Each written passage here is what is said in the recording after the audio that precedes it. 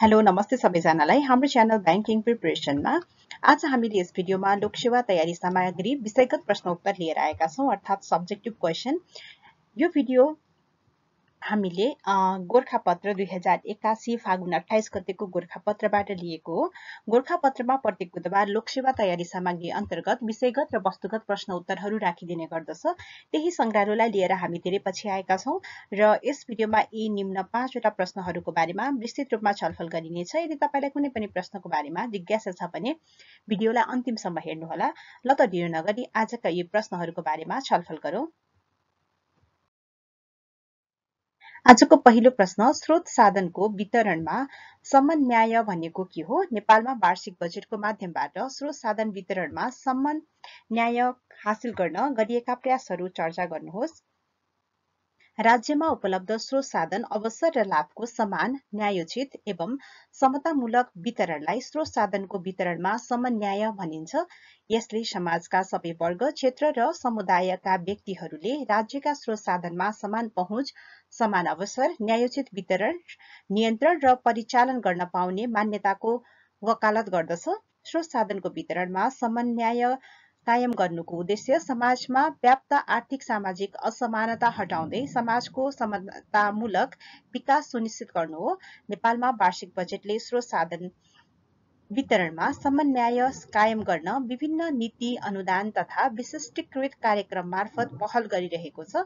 बजेटले स्रोत साधन वितरणमा समन्वय कायम गरी सामाजिक न्याय र समतामूलक समाज निर्माणमा योगदान गर्ने लक्ष्य राखे तापनि क्षमता अभाव, राजनीतिक हस्तक्षेप, पूर्वाग्रह, सामाजिक विभेद, स्रोत चुहावट जस्ता कारणले अपेक्षाकृत उपलब्धि हासिल हुन सकेको छैन।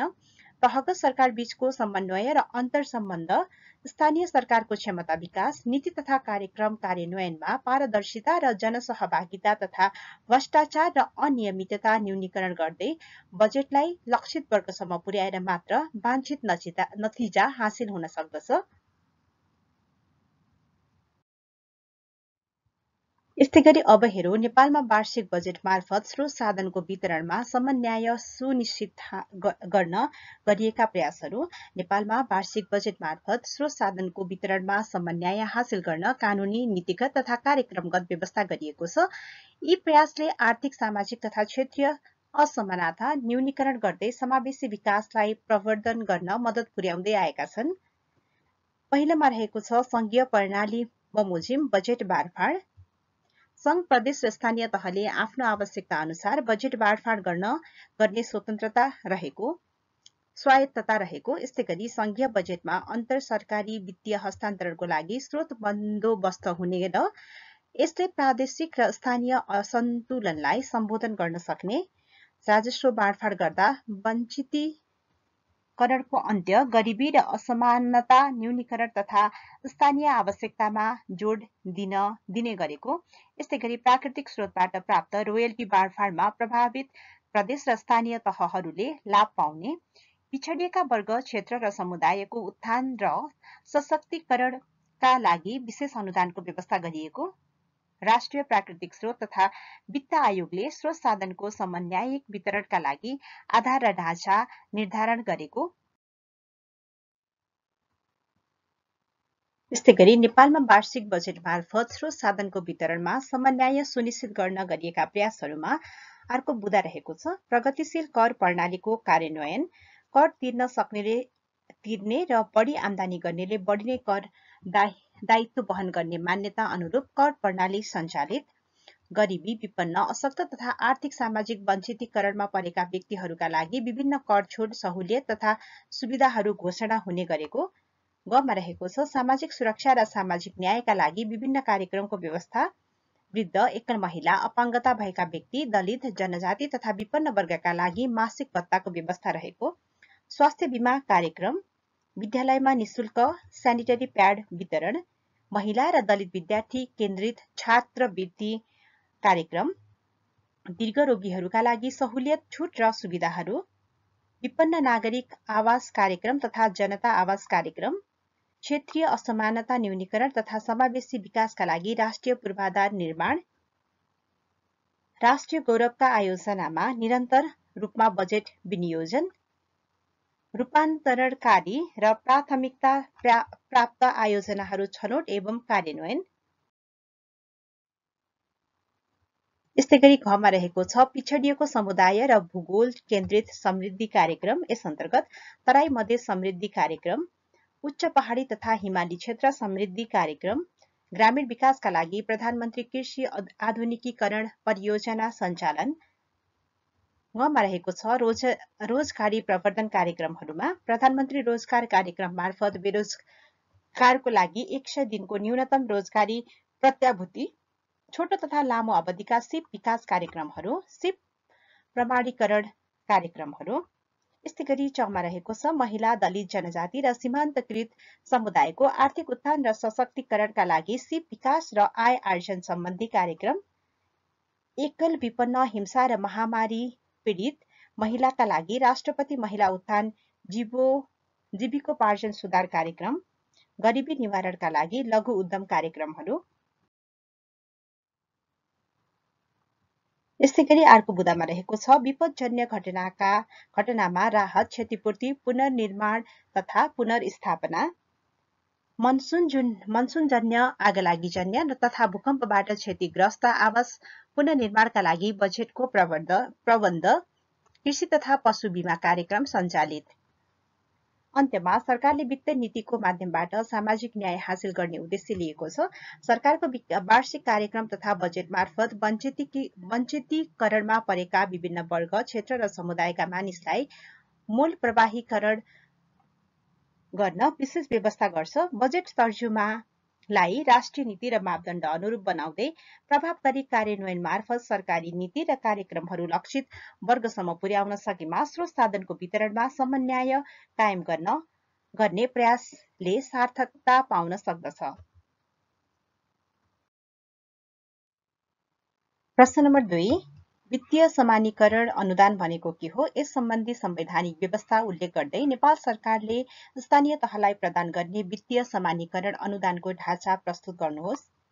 प्रदेश तथा स्थानीय सरकारको खर्च, आवश्यकता र राजस्व क्षमता बीचको अन्तरलाई न्यूनीकरण गर्नका लागि उपलब्ध गराइने वित्तीय स्रोतलाई वित्तीय समानीकरण अनुदान भनिन्छ। नेपालको संघीय संरचना निर्माणका क्रममा खर्च जिम्मेवारी अनुसारको राजस्व अधिकार हस्तान्तरण नभएका कारण तल्ला तहका संघीय इकाइमा खर्चको आवश्यकता र राजस्व क्षमता बीच फराकिलो अन्तर रहेको छ। उक्त वित्तीय अन्तर न्यूनीकरण गरी समान स्तरमा ल्याउनका लागि राष्ट्रिय प्राकृतिक स्रोत तथा वित्त आयोगको सिफारिसमा संघबाट प्रदेश तथा स्थानीय तहमा र प्रदेशबाट प्रदेशभित्रका स्थानीय तहहरूमा वित्तीय समानीकरण अनुदान उपलब्ध गराउने संवैधानिक व्यवस्था रहेको छ। नेपाल सरकारले प्रदेश तथा स्थानीय तहका लागि निर्धारित वित्तीय समानीकरणको सिलिङलाई आधार मानेर आयोगले निर्धारण गरेको ढाँचा बमोजिम प्रत्येक प्रदेश र स्थानीय तहहरूले प्रयास गर्ने परिमाण निर्धारण गरी वित्तीय समानीकरण अनुदान सिफारिस गरिन्छ। यस्तै गरी अब हेरौं वित्तीय समानीकरण अनुदान सम्बन्धी संवैधानिक व्यवस्था। नेपालको संविधानको धारा 60 र धारा 251 मा वित्तीय समानीकरण अनुदान सम्बन्धी व्यवस्था गरिएको छ। संविधानमा रहेको व्यवस्था बुदागत रूपमा निम्न अनुसार प्रस्तुत गर्न सकिन्छ।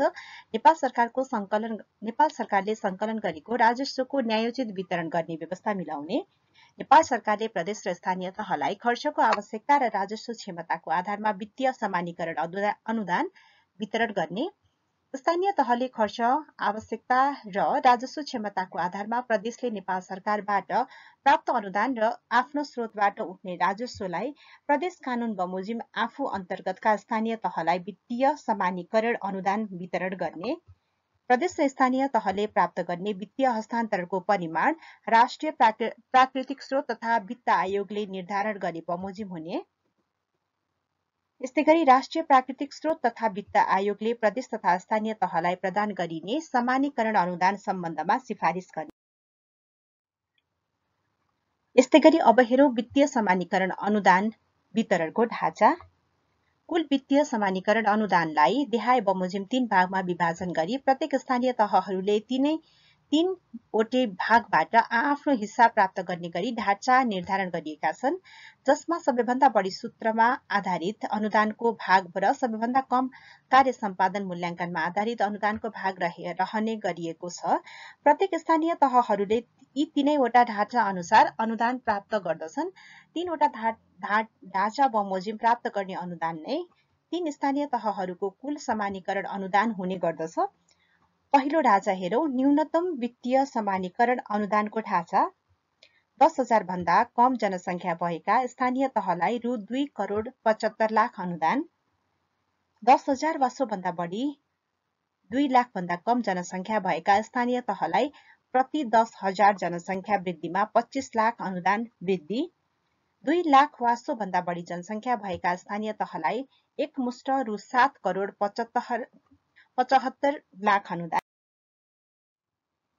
वित्तीय समानीकरण अनुदान वितरणको ढाँचामा खमा रहेको छ। सूत्रमा आधारित वित्तीय समानीकरण अनुदानको ढाँचा। यस अन्तर्गत मानव विकास सूचाङ्कलाई 10% अङ्कभार, आर्थिक सामाजिक असमानतालाई 5% अङ्कभार, पूर्वाधार विकासको व्यवस्थालाई 10% अङ्कभार, राजस्वको व्यवस्थालाई 5% अङ्कभार, यस्तै गरी खर्च, आवश्यकता र राजस्व उठाउन सक्ने क्षमतालाई 70% अङ्कभार निर्धारण गरिएको छ।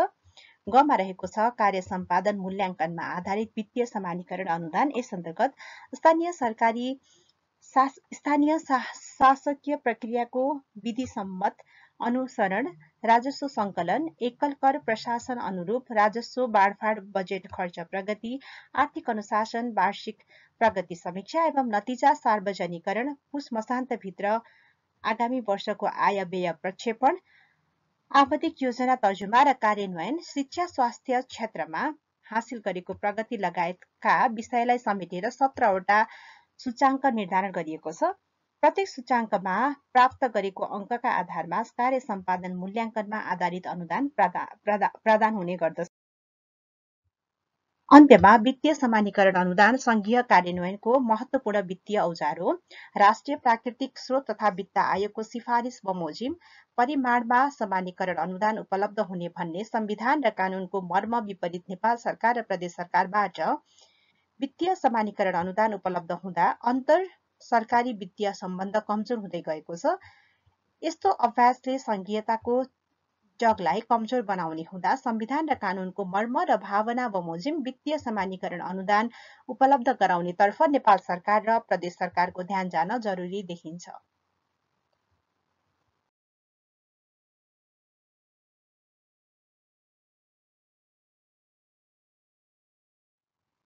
यस्तै गरी प्रश्न नम्बर 3, नेपालमा नागरिक स्वतन्त्रताका लागि संविधानले प्रत्याभूत गरेका हकहरूको बारेमा उल्लेख गर्नुहोस्। राज्य वा सरकारको अनुचित हस्तक्षेप बिना नागरिकले आफ्नो जीवन र दैनिकी सञ्चालन गर्न पाउने व्यवस्था नै नागरिक स्वतन्त्रता हो। नागरिक स्वतन्त्रताले स्वच्छन्दताको वकालत गर्दैन र यो निरपेक्ष विषय पनि होइन।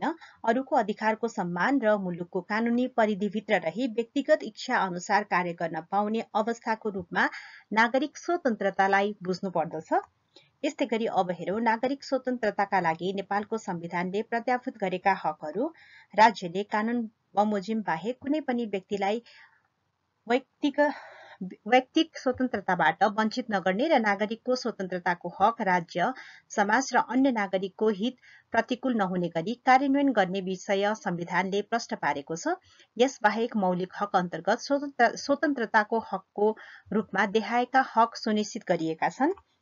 विचार र अभिव्यक्तिको स्वतन्त्रता, बिना हात हतियार शान्तिपूर्वक भेला हुने स्वतन्त्रता, राजनीतिक दल खोल्ने स्वतन्त्रता, संघ र संस्था खोल्ने स्वतन्त्रता, यस्तै गरी नेपालको कुनै पनि भागमा आवत जावत र बसोबास गर्ने स्वतन्त्रता, नेपालको कुनै पनि भागमा पेशा रोजगार गर्ने र उद्योग व्यापार तथा व्यवसायको स्थापना गरेर सञ्चालन गर्ने स्वतन्त्रता। यस्तै गरी अन्त्यमा लोकतान्त्रिक शासन व्यवस्थाको आधारभूत मूल्यको रूपमा नागरिक स्वतन्त्रता रहन्छ। नेपालको संविधानले प्रस्तावनामा नागरिक स्वतन्त्रताप्रति राज्य प्रतिबद्ध रहने कुरा व्यक्त गरिएको छ। नागरिकको व्यक्तिगत विकास, आत्मसम्मान, खुशी र सन्तुष्टिको लागि नागरिक स्वतन्त्रता महत्त्वपूर्ण हुने हुँदा कानून बमोजिम नागरिक स्वतन्त्रता सुनिश्चित गर्न जिम्मेवार निकाय सहयोगी बन्नु पर्दछ। यस्तै गरी अब हेरौं आजको अन्तिम प्रश्न नम्बर 4। स्थानीय तहको सार्वजनिक उत्तरदायित्व भन्नाले के बुझिन्छ? स्थानीय सरकारको सार्वजनिक उत्तरदायित्व प्रवर्धन गर्ने उपायहरू उल्लेख गर्नुहोस्। स्थानीय तहहरू संविधान र कानून बमोजिम प्राप्त स्रोत साधन अधिकार र जिम्मेवारीको उपयोग र नतिजाको सम्बन्धमा जिम्मेवार र जवाफदेही बन्नुपर्ने अवस्था नै स्थानीय तहको सार्वजनिक उत्तरदायित्व हो। जनताले दिएको मत र तिरेको कानून करको सदुपयोग गरी जनतालाई सुशासनको अनुभूति गराउनु सार्वजनिक उत्तरदायित्वको मूल मर्म हो। नेपालमा स्थानीय तहको सार्वजनिक उत्तरदायित्व अभिवृद्धि गर्ने उपायहरू निम्न रहेका छन्।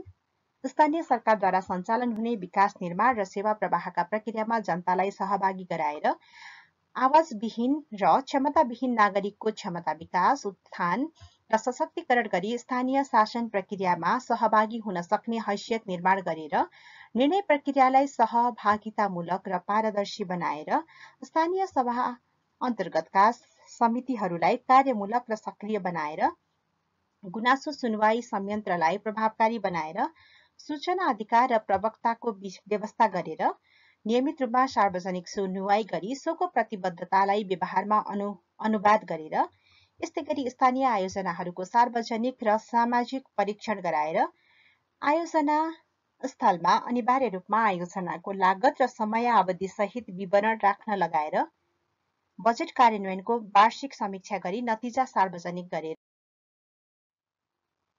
यस्तै गरी लेखा परीक्षणको प्रतिवेदन सार्वजनिक गरेर स्थानीय नीति तर्जुमाका सन्दर्भमा नीति संवाद समिति गठन गरेर सञ्चार माध्यमसँग नियमित रूपमा अन्तर्क्रिया गरेर स्थानीय पदाधिकारी र कर्मचारीको आचार संहिता निर्माण गरी कार्यान्वयन गराएर यस्तै गरी जनप्रतिनिधि र कर्मचारीलाई कार्य सम्पादनमा अब्बल र नतिजा प्रति जवाफदेही बनाएर सेवा प्रवाहमा सूचना तथा सञ्चार प्रविधिको उपयोग गरेर वडा र विषयगत शाखामा कार्यरत कर्मचारीको काम र व्यवहारलाई सेवाग्राहीबाट मूल्याङ्कन गर्ने पद्धतिको थालनी गरेर अन्तरपालिका सिकाइ र असल अभ्यास आदान प्रदान गरेर स्थानीय सरकारको कार्य सम्पादन मूल्याङ्कन, संस्थागत क्षमता स्व मूल्याङ्कन तथा वित्तीय सुशासन जोखिम मूल्याङ्कनको नतिजा सार्वजनिक तथा नतिजामाथि छलफल गरेर अन्त्यमा वर्तमान शासकीय परिवेशमा सार्वजनिक उत्तरदायित्व बहुआयामिक बन्दै गएको छ। स्थानीय तहहरू आफ्ना मतदाता र करदाताप्रति संविधान र कानूनप्रति, नियामकीय निकायप्रति, संघ र प्रदेश सरकार तथा आफै प्रति समेत उत्तरदायी बन्नुपर्ने अवस्था रहेको छ। स्थानीय सरकारले उल्लेखित उपायहरू अवलम्बन गरेमा अनियमितता र स्रोतको चुहावट न्यूनीकरण हुन गई सार्वजनिक हित र उत्तरदायित्व प्रवर्धन हुन सक्ने देखिन्छ। हवस् त आजको भिडियोमा यति नै। आशा छ तपाईलाई यो भिडियो युजफुल रहनेछ। हामीले लोकसेवा तयारी सामग्री अन्तर्गत गोरखापत्रमा प्रत्येक बुधबार राखिदिने सामग्रीलाई लिएर उपस्थित भएका थियौं। यो भिडियो लोकसेवा अन्तर्गत दिने परीक्षाको लागि महत्त्वपूर्ण रहनेछ र लोकसेवा गोरखापत्रमा प्रकाशन हुने प्रश्नहरू लोकसेवाहरूमा प्राय सोधिने पनि गर्दछ। त्यसैले यी प्रश्नहरूलाई मजाले हेर्नुहोला, पढ्नुहोला, नोट गराउनुहोला र अन्य जानकारीको लागि च्यानललाई भिजिट गर्न पनि नबिर्सिनुहोला। Thank you for watching us.